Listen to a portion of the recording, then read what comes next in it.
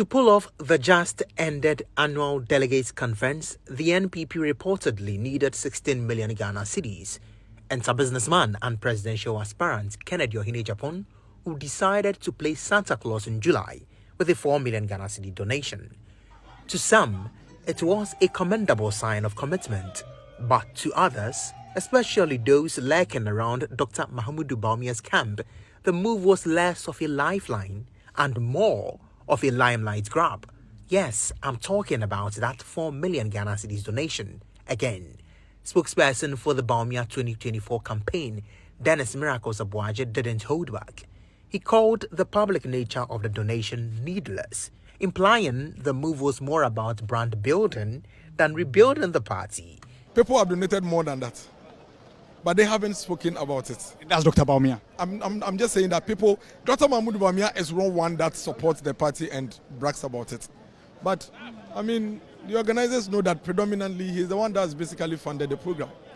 But he's not talking about it. I think it's needless. We need to stop that. We need to stop. There are other people, individuals, former CEOs, former ministers, former appointees. I have contributed as a former appointee. So many people have contributed. Should everybody do a flyer? But of course, the Kennedy camp wasn't going to take that line down. Kwesi Kwarteng, Kennedy's spokesperson, fired back, defending the donation as a genuine act of support for a party on political life support. If you look at their budget, it was around 60 million. I mean, Kennedy alone cannot take care of the 60 million. We should also learn to build the base of the party, the ordinary party members, the grassroots, so that when we come into power and we are doing activities like this, because they are already built and established, we do not have to always rely on the known faces to contribute, so that we get help from all angles. And just when you thought the drama was over, new concerns emerged about why Dr. Bawumia was allowed into the supposedly neutral inner circle of party organization during the conference.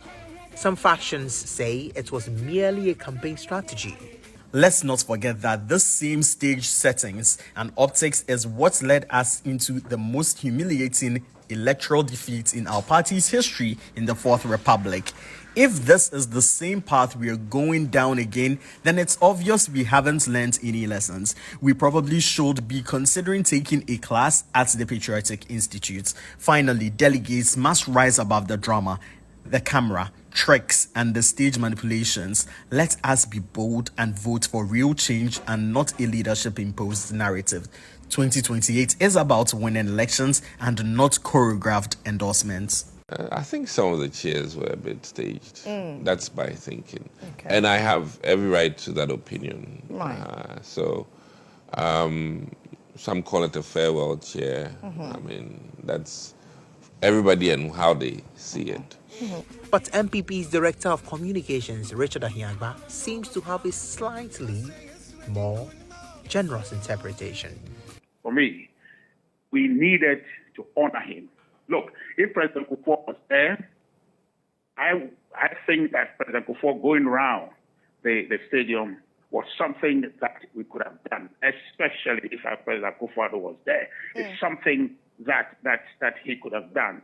And so for me, I don't think that there's anything wrong. Look, there was everything done to keep the balance for everybody, that we were there about the party, not about anybody.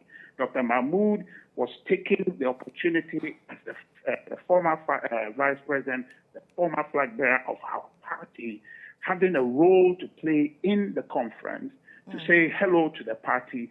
That is in order, and it was not designed to disadvantage anybody at all. So, as the NPP attempts to piece itself together from the rubble of electoral rejection, one thing is abundantly clear. Unity is no longer a given, and trust is currently on leave. Who truly commands the heart of the party? Who's pulling the strings from the shadows? And who's just throwing money at the chaos? Well, your guess is as good as mine.